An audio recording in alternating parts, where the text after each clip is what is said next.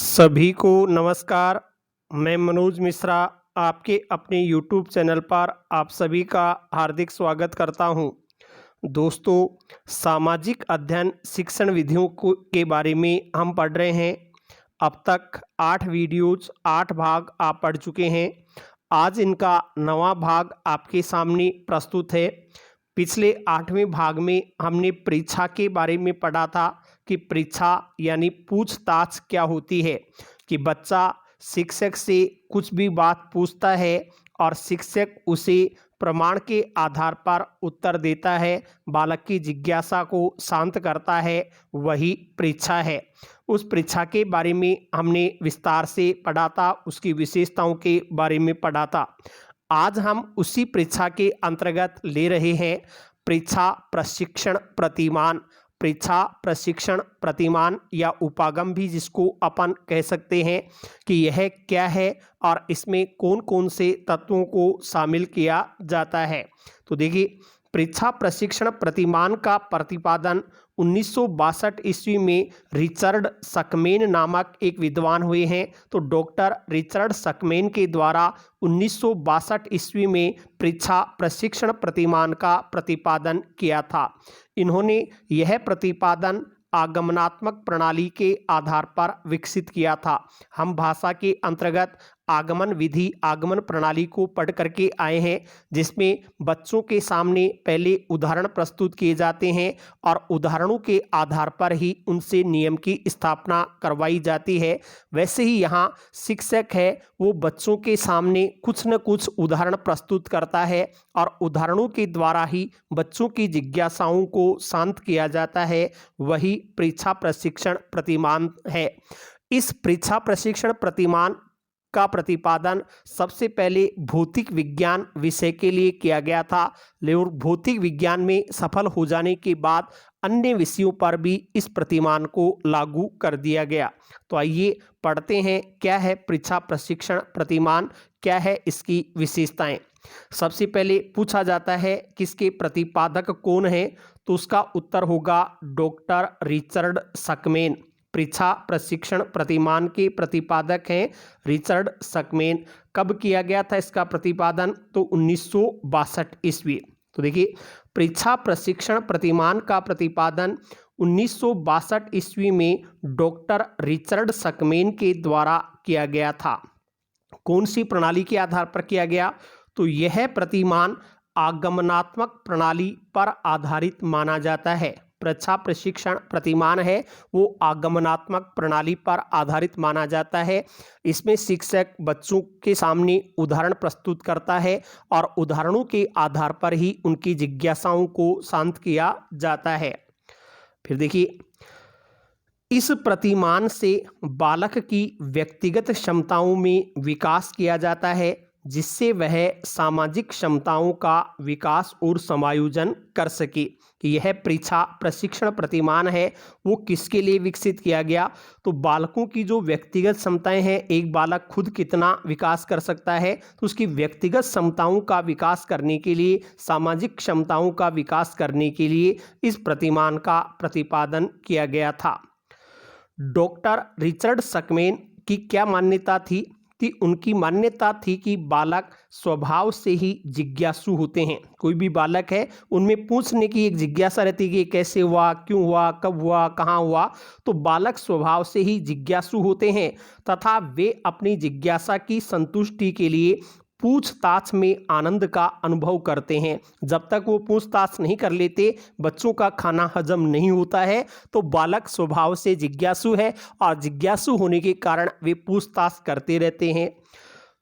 परीक्षा प्रतिमान बालक के वैयक्तिक विकास एवं मानसिक क्षमताओं में अभिवृद्धि करता है। तो हम कह सकते हैं कि ये जो परीक्षा बालक है वो प्रश्न पूछेगा, प्रश्न पूछने से उसकी जिज्ञासाओं को जब संतुष्टि मिलेगी तो उससे क्या होगा, उसका सही तरीके से विकास होगा, मानसिक क्षमताएं भी तेजी से बढ़ेंगी। इसलिए हम कह सकते हैं कि परीक्षा प्रतिमान बालक के वैयक्तिक विकास एवं मानसिक क्षमताओं में अभिवृद्धि करता है।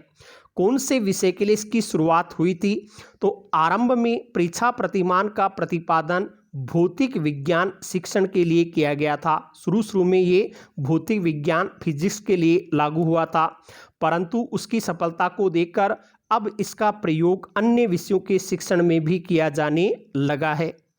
यह प्रतिमान परीक्षा प्रशिक्षण प्रतिमान है वो सृजनात्मक अनुसंधान पर आधारित माना जाता है, आगमनात्मक प्रणाली पर आधारित है और इसमें बालक जब पूछताछ करता है तो उसको कुछ नया करने की जिज्ञासा या नया करने का भाव उसके मन में उत्पन्न होगा। इसलिए हम कह सकते हैं कि सृजनात्मक अनुसंधान पर भी आधारित माना जाता है। और देखें तो और क्या विशेषताएं हैं। कोई भी प्रतिमान है उस प्रतिमान में कई तत्वों को शामिल किया जाता है कि जैसे प्रतिमान का उद्देश्य क्या होता है, प्रतिमान की संरचना किस प्रकार से होती है, तो वही चीज़ें हम इसके अंतर्गत भी अब पढ़ते हैं। परीक्षा प्रतिमान के आधारभूत तत्व कौन कौन से हैं और उनमें क्या रूपरेखा अपनाई जाती है। सबसे पहला तत्व आता है उद्देश्य। परीक्षा प्रतिमान का उद्देश्य क्या है, क्यों इसका प्रतिपादन किया गया है, तो उद्देश्य है बालकों की व्यक्तिगत क्षमताओं का विकास करना तथा सिद्धांतों का बोध कराना ही परीक्षा प्रतिमान का प्रमुख उद्देश्य माना जाता है।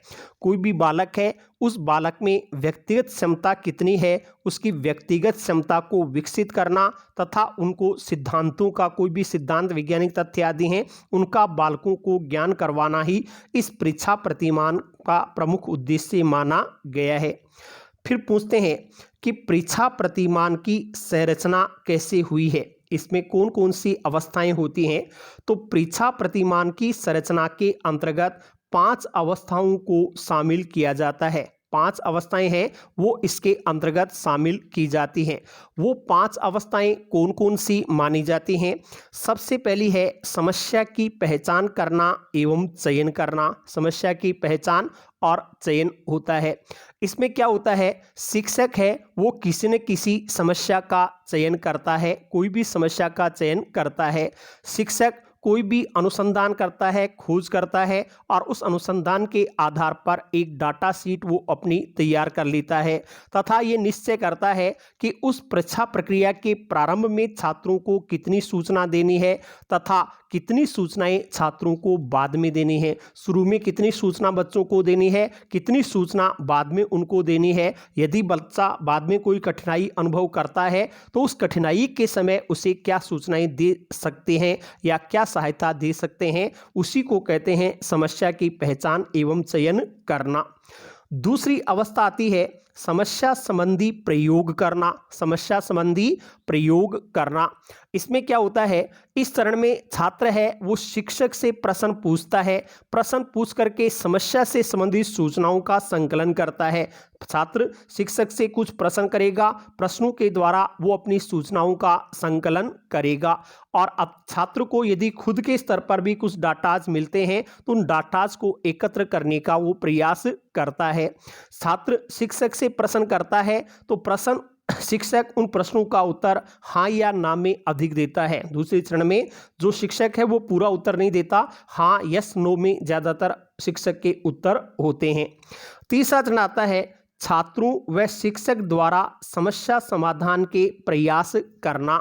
छात्रों व शिक्षकों के द्वारा समस्या समाधान के प्रयास करना, इसमें क्या होता है, इस अवस्था में आकर के जो छात्र हैं विविध प्रकार के असाइनमेंट्स तैयार करते हैं, उन असाइनमेंट्स का वो संकलन करते हैं और संकलन करने के बाद में कोई एक निश्चित परिकल्पना का निर्माण करते हैं।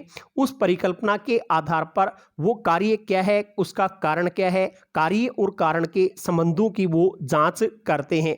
इस प्रकार से छात्रों के द्वारा और शिक्षक के द्वारा उस समस्या का क्या समाधान हो सकता है उसके प्रयास किए जाते हैं। फिर सूचनाओं का संगठन एवं परिणामों की प्राप्ति करना। सूचनाओं का संगठन करना, परिणामों की प्राप्ति करना, इसमें विद्यार्थी शिक्षक के निर्देशन में असाइनमेंट है उनको एक जगह इकट्ठा कर लेता है और उन असाइनमेंट सूचनाओं के आधार पर कोई ना कोई रिजल्ट परिणाम उनके सामने आता है, उसकी व्याख्या शिक्षक के द्वारा की जाती है, छात्र भी व्याख्या कर सकते हैं। और अंत में आता है पूछताछ प्रक्रिया का विश्लेषण। पूछताछ प्रक्रिया का विश्लेषण। इसमें छात्र कोई भी प्रश्न करता है, परीक्षा के अंतर्गत पूछताछ करता है, उसका पूर्ण विश्लेषण किया जाता है। शिक्षक भी उसका मूल्यांकन करता है, पुनर्निरीक्षण करता है और अंत में क्या परिणाम निकला उसके सारांश को भी देखता है। तो परीक्षा प्रतिमान की संरचना में 5 अवस्थाएं आती हैं। उन अवस्थाओं का सही क्रम क्या है? पहली अवस्था है वो है समस्या की पहचान करना एवं उसका चयन करना। फिर समस्या के संबंध में विविध प्रकार के प्रयोग करना, छात्रों व शिक्षक के द्वारा समस्या समाधान के प्रयास करना, सूचनाओं का संगठन एवं परिणामों की प्राप्ति करना और अंत में उस संपूर्ण पूछताछ प्रक्रिया का विश्लेषण करना। ये इसकी 5 अवस्थाएं मानी जाती हैं। फिर पूछें कि परीक्षा प्रतिमान की सामाजिक प्रणाली कैसी होती है, किस प्रकार से शिक्षक और छात्रों के बीच में संबंध होते हैं। तो इसको हम कह सकते हैं कि परीक्षा प्रतिमान में कक्षा का वातावरण सहयोगात्मक होता है। सहयोगात्मक वातावरण कक्षा कक्ष में उपलब्ध होता है। शिक्षक एवं छात्र एक दूसरे का सहयोग करते हैं। शिक्षक छात्र हैं वो सहयोगात्मक रूप से एक दूसरे का सहयोग करेंगे। इसमें शिक्षक का दृष्टिकोण आलोचनात्मक होता है। शिक्षक आलोचनात्मक आधार पर पूछताछ प्रक्रिया है उसका विश्लेषण करता है। शिक्षक कक्षा कक्ष में बौद्धिक वातावरण विकसित करने का प्रयास करते हुए समस्त क्रियाओं को नियंत्रित करता है। तो छात्रों की बौद्धिक क्षमताओं का विकास हो सके इसके लिए शिक्षक कक्षा कक्ष में बौद्धिक वातावरण विकसित करने का प्रयास करेगा और छात्रों की क्रियाओं को नियंत्रित करने का प्रयास भी करेगा। शिक्षक छात्रों को सूचनाएं एकत्र करने के लिए प्रोत्साहित करता है एवं सूचनाओं के एकत्रीकरण में छात्रों की सहायता भी करता है। कोई भी चीज प्रश्न है छात्रों के द्वारा पूछा जाता है तो शिक्षक खुद ही उनको सूचनाएं एकत्र करने के लिए प्रेरित करता है और जहां कहीं छात्रों को दिक्कत आती है तो शिक्षक उनकी सहायता भी करता है। इस तरीके से इसकी सामाजिक प्रणाली सहयोगात्मक मानी जाती है। शिक्षक एवं छात्र एक दूसरे का सहयोग करके इस प्रतिमान को सफल बनाने का प्रयास करते हैं। फिर आती है इसकी मूल्यांकन या सहायक प्रणाली कैसी होगी। तो देखिए, परीक्षा प्रतिमान पाठ्य वस्तु से संबंधित विशिष्ट प्रकार की समस्याओं के शिक्षण के लिए प्रयुक्त किया जाता है। पाठ्य वस्तु से संबंधित कोई भी समस्या है उसी समस्या पर छात्र प्रश्न करते हैं तो हम कह सकते हैं कि यह प्रतिमान है वो पाठ्य वस्तु से संबंधित विशिष्ट प्रकार की समस्याओं के शिक्षण के लिए प्रयुक्त किया जाता है। यह आगमनात्मक प्रणाली पर आधारित होता है। आगमनात्मक प्रणाली पर आधारित होता है। इसमें क्या होगा, इसमें छात्रों को समस्याओं की अनुभूति कराने के लिए शिक्षक उनसे संबंधित उदाहरण प्रस्तुत करता है। कोई भी समस्या का चयन हमने किया है तो शिक्षक उसी समस्या से संबंधित है उदाहरण प्रस्तुत करेगा जिससे छात्रों को समस्या की अनुभूति हो सके।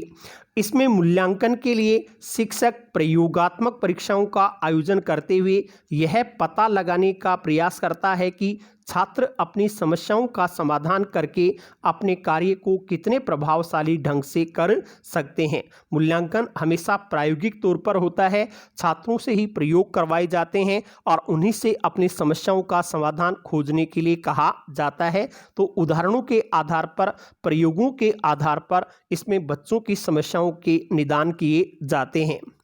फिर है परीक्षा प्रतिमान का प्रयोग या उपयोग क्या है।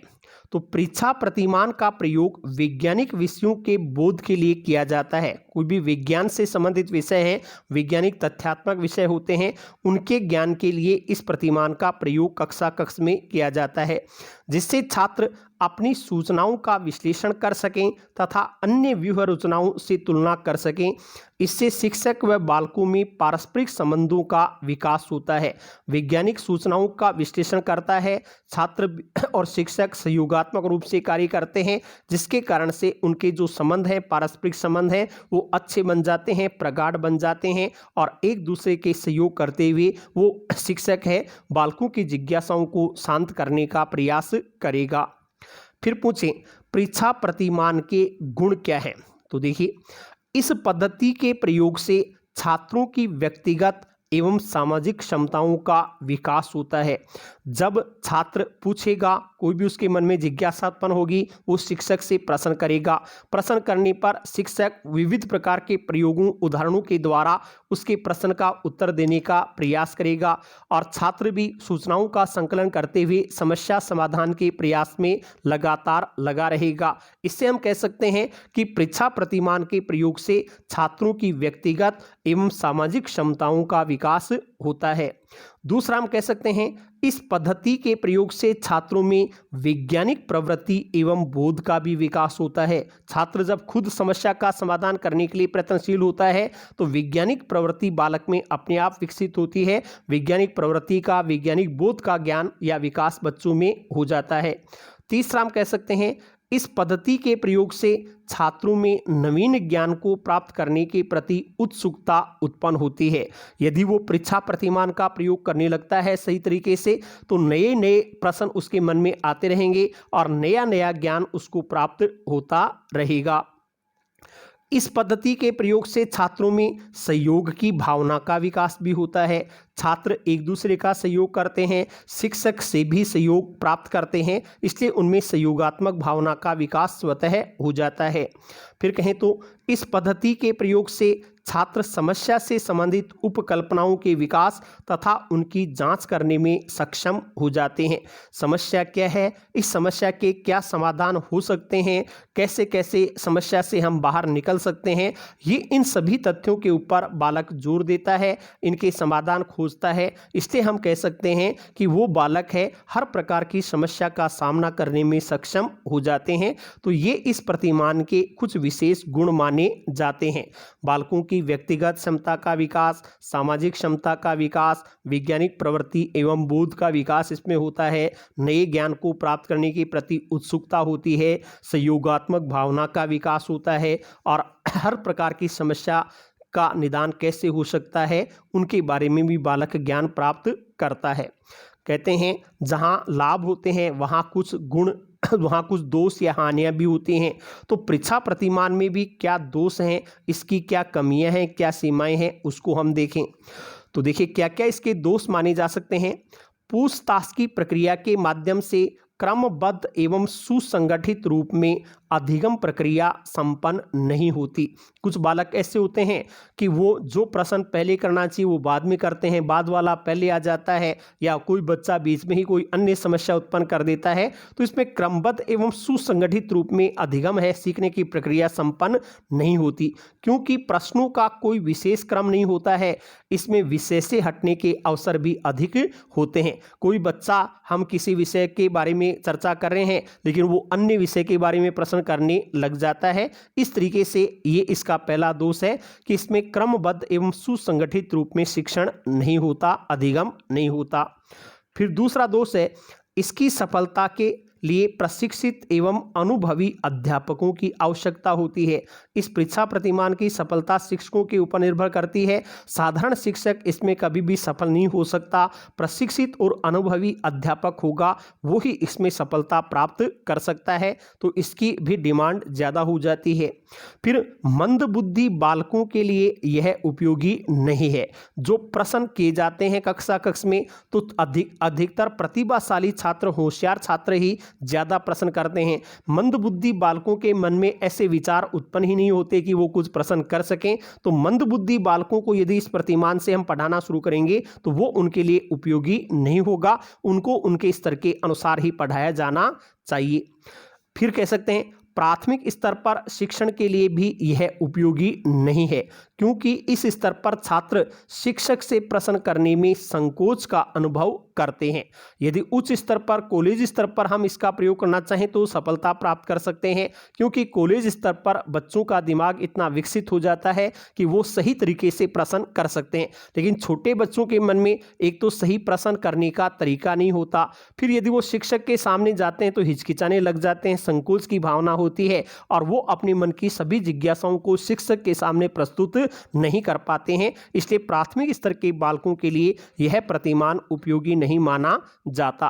तो ये अपना परीक्षा प्रशिक्षण प्रतिमान था कि किस प्रकार से इसमें प्रयोग होता है। तो रिचर्ड सकमेन इसके प्रतिपादक हैं। 1962 ईस्वी में इसका प्रतिपादन किया गया था। इसके प्रतिपादन में बालकों की व्यक्तिगत क्षमताओं का विकास, सामाजिक क्षमताओं का विकास करना इसका प्रमुख उद्देश्य माना जाता है। आरंभ में भौतिक विज्ञान विषय के लिए इसका प्रतिपादन किया गया था। उसकी सफलता को देख करके फिर अन्य विषयों पर भी इस प्रतिमान का प्रयोग किया जाने लगा। इसको 5 अवस्थाओं से गुजरना पड़ता है।